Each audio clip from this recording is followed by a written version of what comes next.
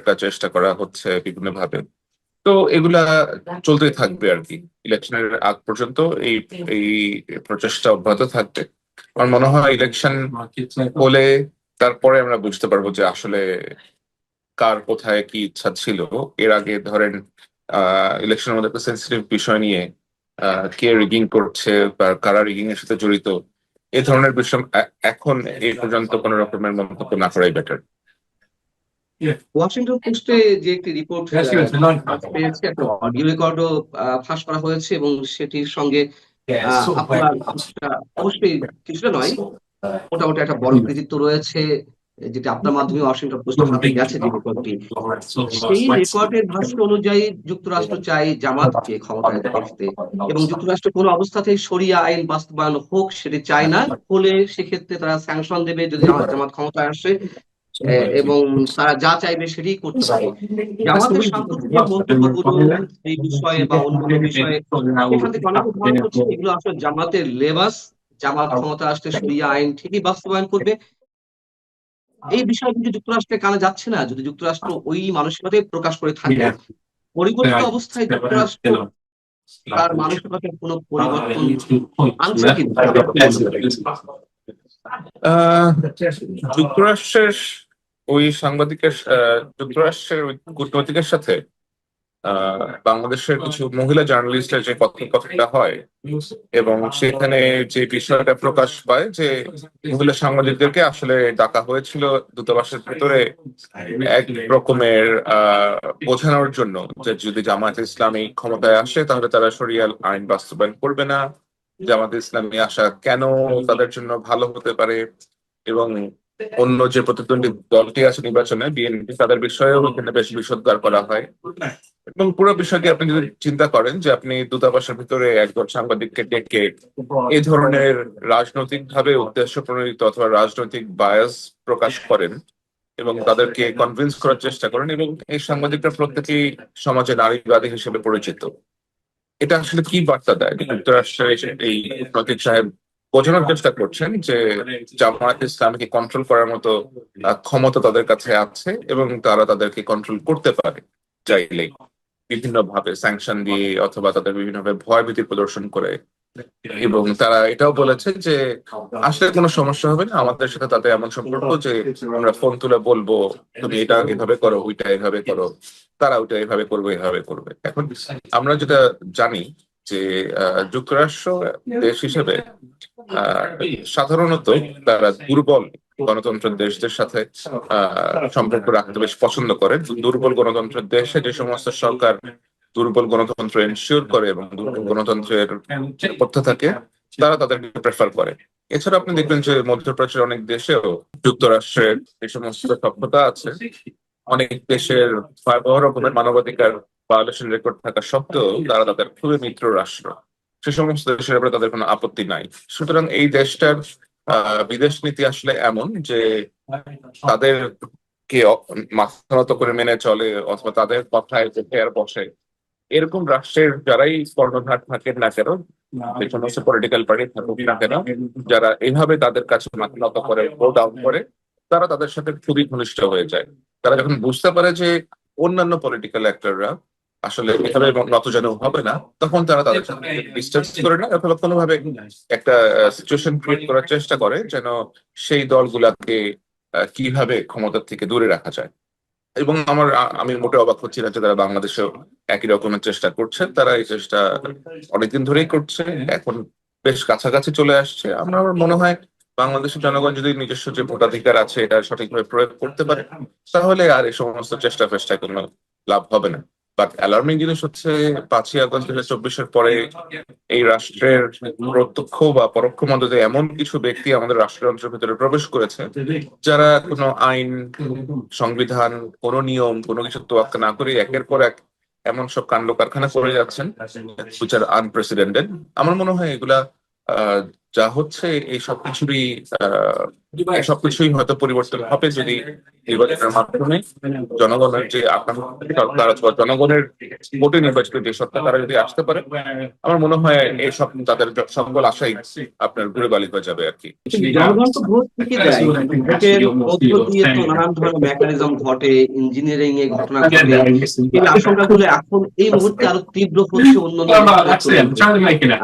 যদি ইঞ্জিনিয়ারিং আমি যদি কথা বলছি, সেক্ষেত্রে কি আর জনগণের মতামতের প্রতিফলনের কোনো মূল্য থাকবে, নাকি জনগণের মতামতের উল্টো রিয়াকশন বা উল্টো রেজাল্ট আমরা দেখতে পাবো? আসলে ইঞ্জিনিয়ারিং তো করা, ভোট ইঞ্জিনিয়ারিং করার প্রসেসটা কিন্তু এতটা সহজ না। যদিও আমরা জানি যে একটি বিশেষ দল অনেক ভোট, অনেক ভোটারদেরকে মাইগ্রেট করিয়েছে বিভিন্ন কনস্টিটুয়েন্সি থেকে। তারা নিজস্ব যে ভোটার ছিল ওদেরকে তারা প্রার্থী দিয়েছে, এমন সব সংসদীয় আসনে নিয়ে এসেছে। আপনি দেখবেন যে বিশেষ এই দলটি কিন্তু সকল সকল আসনের প্রার্থী দেয়নি, 300 আসনে তারা প্রার্থী দেয়নি।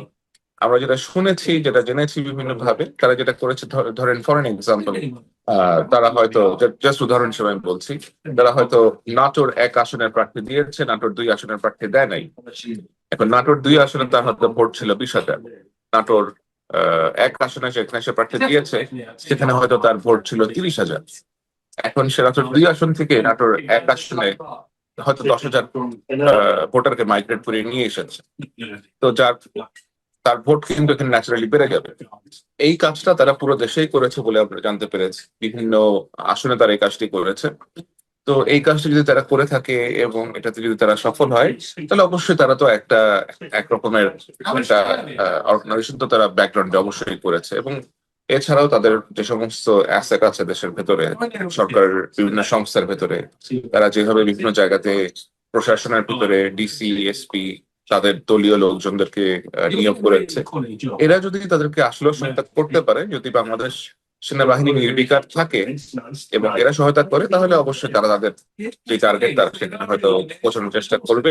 কিন্তু আমার মনে হয় এটা খুবই কষ্টকর হবে, কারণ বাংলাদেশ সেনাবাহিনী সদস্যরা এবং অন্যান্য নিরাপত্তা বাহিনীর সদস্যরা যারা ভোটের মাঠে থাকবেন, তারা প্রত্যেকেই আমার জানা মতে অত্যন্ত কঠোর ভূমিকায় অবতীর্ণ হবে। এবং যদি এ ধরনের ইরেগুলারিটিস দেখা যায়, লক্ষ্য করা যায়, তাহলে সম্ভবত যেটা করা উচিত দেশের প্রচলিত আইন মেনে তারা হয়তো সেই পদক্ষেপটাই গ্রহণ করবেন। আর এই সব কিছু ডিপেন্ড করে বর্তমান সরকারের আগ্রহের উপরে, তারা কতটা আগ্রহী ভোটটা যেন সফলভাবে হয় সে বিষয়ে। তো আমার মনে হয় আমাদের অপেক্ষা করা উচিত, দেখা উচিত 12 তারিখে কি কি হয় এবং 12 তারিখের আগে পর্যন্ত কি কি হয়। কারণ আমরা শুনতে পাচ্ছি 12 তারিখের আগে 12 তারিখে যেন ইলেকশনের সকল আয়োজন যেন পন্ড করা যায়, এটাকে করতে বেশ কিছু মহল উঠে পড়ে লেগেছে। তারা হয়তো বেশ কিছু প্রোটেস্ট শুরু করতে পারে। এগুলো সব হাইপোথেটিক্যাল কথাবার্তা, সব শোনা কথা, এগুলো সব শোনা যাচ্ছে, কোনো কিছুই কনক্রিট না। তো আমি একেবারেই নিশ্চিত করে বলতে পারছি না যেমন কিছু হবে, বাট এগুলো শোনা যাচ্ছে, আকাশে উঠছে এরকম অনেক আলাপ। এই জায়গা থেকে আপনার কাছে প্রশ্ন, আপনার এই মানে তাৎক্ষণিক এই বন্দুকের পরিপ্রেক্ষিতে আপনার ইউনিট সরকার কতখানি নিরপেক্ষ থাকবে এই ইলেকশনে, এবং একই সঙ্গে যেটি শোনা যাচ্ছে যে বিশেষ একটি শক্তি নির্বাচন করতে পারে, নির্বাচন বয়কটও করতে পারে, যা শোনা যাচ্ছে তার ভিত্তি কতখানি হতে পারে?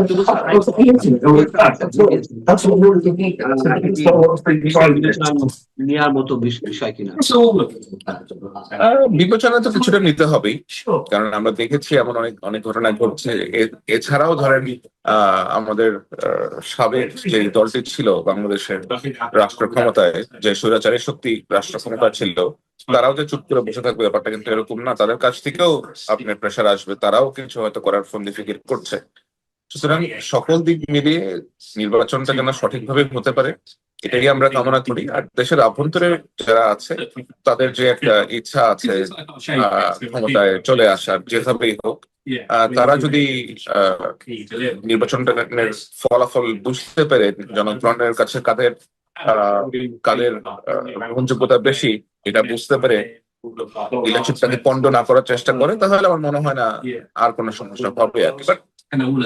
আমি সবাইকেই আমার যে পরামর্শ থাকবে সকলের প্রতি, সেটা হচ্ছে যে আপনি নির্বাচন করেন, নির্বাচন করে দেখেন জনগণ আপনাদেরকে কতটা চায়। আর it is a democratic process. আপনারা যদি ডেমোক্রেটিক প্রসেসকে সম্মান করেন, তাহলে আমার মনে হয় না এখানে আর কোন রকমের আশঙ্কা থাকবে, অথবা কোনো কিছু নিয়ে উল্টাপাল্টা করার কোনো সুযোগ এখানে আছে। কারণ অনেক অনেক বছর পরে বাংলাদেশের সাধারণ মানুষজন একটা ইলেকশন পেয়েছে, যেখানে তারা হয়তো ভোটটা নিঃসংকোচে দিতে পারবে।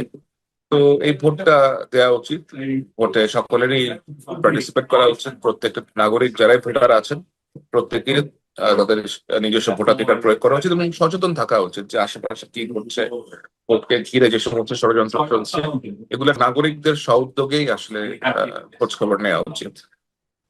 প্রশ্ন নেওয়া উচিত। আমি এই জায়গায় আসবো, একটা প্রশ্ন আসবে, তার আগে যে প্রশ্ন করছিলাম, ডক্টর ইউনূস সরকার কতটা নিরপেক্ষ থাকবে এই নির্বাচনে? নিরপেক্ষ তো এখন তাদের আমরা দেখতে পাচ্ছি যে তাদের ভেতরেও কিছু লোকজন আছে। এটা আমরা অনেকবারই অনেকে বলেছেন, আমিও বলেছি। ভেতরে কিছু লোকজন আছেন যারা একেবারে নিরপেক্ষ না, যারা বেশ বায়াস, এবং তারা নির্বাচনটা যেন না হয় এর জন্য অনেকদিন ধরেই তারা চেষ্টা করেছে।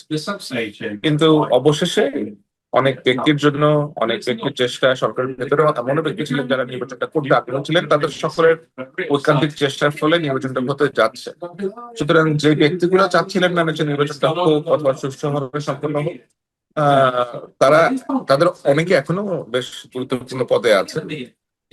কিন্তু ওই যে বললাম যে কিছু ভালো মানুষও আছে, এই ভালো মানুষের চেষ্টায় হয়তো ইলেকশনটা হয়ে যাবে, এবং হয়তো পাবলিকের যে রিফ্লেকশন, পাবলিকের যে অপিনিয়ন, সেটাই সেই ফলাফলটাই আমরা পাবো। যেটা বলছিলাম যে জনগণ কতটুকু স্বতঃস্ফূর্তভাবে ভোট কেন্দ্রে যেতে পারবে, জনগণের একটি অংশ তো এর মধ্যে সন্ত্রস্ত হয়ে আছে, তারা কাকে ভোট দেয়, তারা বাড়ি থেকে বের হয় কিনা, আদৌ ভোট কেন্দ্রে যায় কিনা, এগুলো নোটিশ করা হবে, এরকম ওপেন ডিক্লিয়ারও কেউ কেউ দিচ্ছে। সেক্ষেত্রে আমার ভোট দেবো কিনা সেটা তো অন্যের উপর নির্ভরশীল হয়ে উঠছে। আমার মনে হয় এবারের যে ভোটের আয়োজন এবং ভোটের যে পরিবেশ, সেটা আগের যে কোনো সময়ের চাইতে বেটার। আমি বলবো যে যারা ভোটার আছেন তাদের উপরে কোনো প্রেশার নাই, তাদের ওরকম ভয় ভীতির কোনো ছায়া নাই। একটা সিরিয়াস কনসার্ন অবশ্যই হচ্ছে ল এনফোর্সমেন্ট সিচুয়েশন, নিরাপত্তা অবস্থা তো দেশের 5ই আগস্ট 2024 পর থেকে বেশ ভঙ্গুর। আমরা জানি যে বাংলাদেশে ভোটের আগে, নির্বাচনের আগে সবসময় একটা বাজে রকমের কি অবস্থা হয়, বাজে রকমের সংঘাতময় পরিস্থিতি সৃষ্টি হয়। এবারও কিছু এরকম পরিস্থিতি অবতারণা ঘটেছে। যদি এই ধরনের পরিস্থিতি একটা সহনশীল পর্যায়ে থাকে, আমার মনে হয় ভোটাররা স্বতঃস্ফূর্ত ভাবে ভোট দিতে যাবেন। ভারতের ভূমিকা শেষ কি হবে আপনি কি মনে করছেন? যুক্তরাষ্ট্র নিয়ে আলোচনা করছিলেন, ভারতের ভূমিকা কি হবে আর কি হচ্ছে?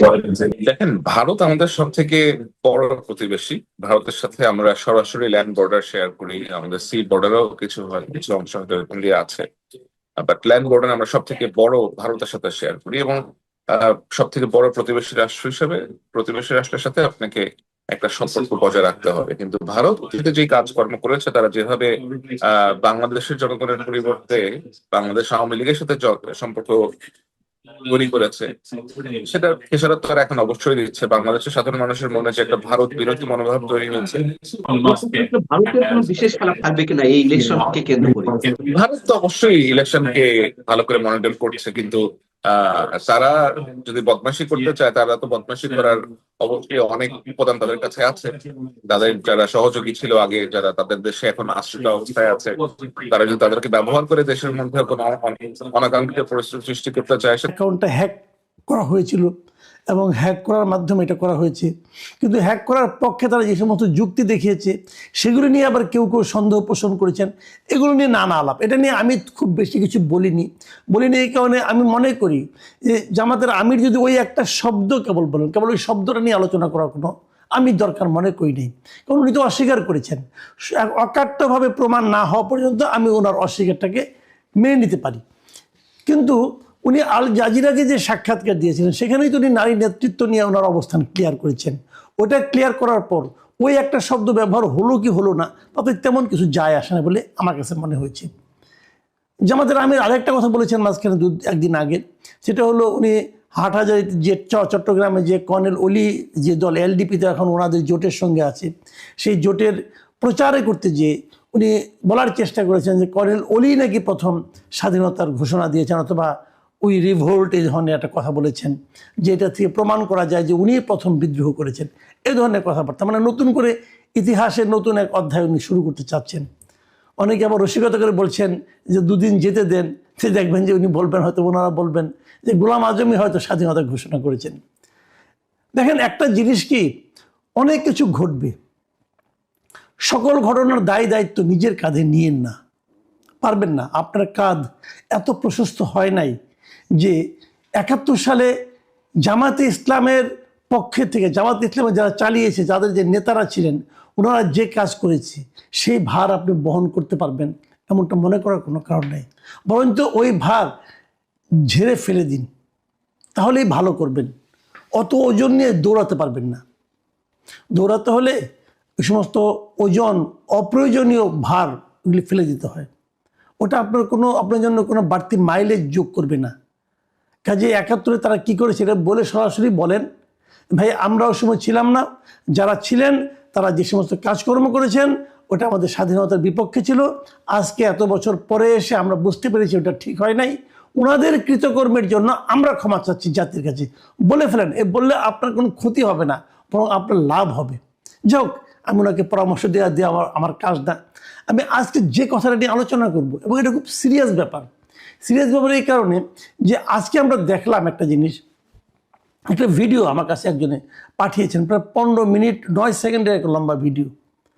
সেই ভিডিওতে দেখা গেল যে ঢাকা 17 আসনের যিনি প্রার্থী, জামাতের প্রার্থী মিস্টার খালিদুজ্জামান, ডাক্তার খালিদুজ্জামান, ওনার এই ডাক্তার লিখতে পারেন কিনা এটা নিয়ে আলোচনা আছে।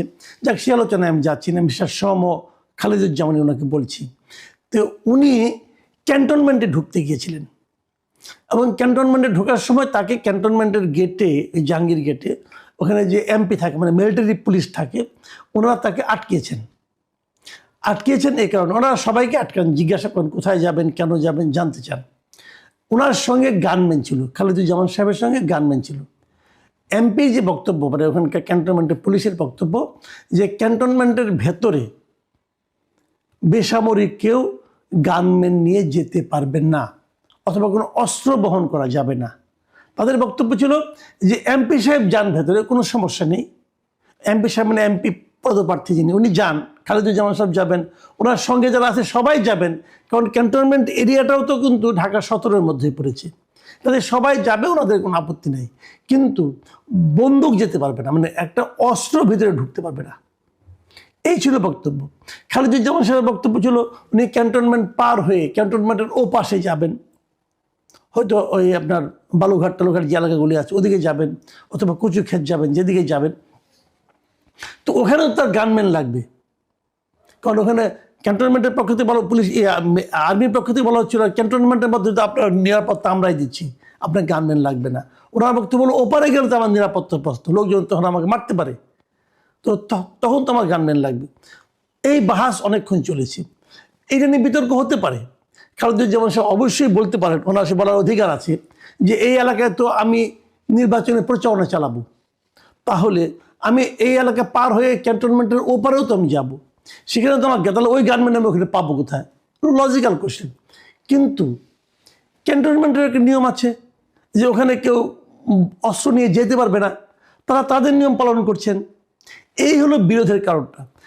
বিরোধটা নিয়ে আমার তেমন কোনো বক্তব্য নেই, এটা আইন যা বলে সেটা হবে, কোনটা আইনি কোনটা বেআইনি এটা আমি এই আলোচনায় আনতে চাচ্ছি না।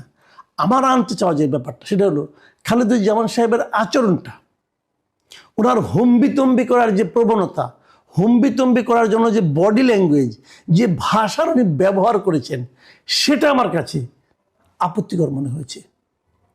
উনি এমপি যিনি দায়িত্বপ্রাপ্ত আছেন, উনি কিন্তু সিদ্ধান্ত দেওয়ার অধিকার রাখেন না। আসলে ওনাকে যে সিদ্ধান্তগুলি দেওয়া হয় উনি সেটা কেবল পালন করেন।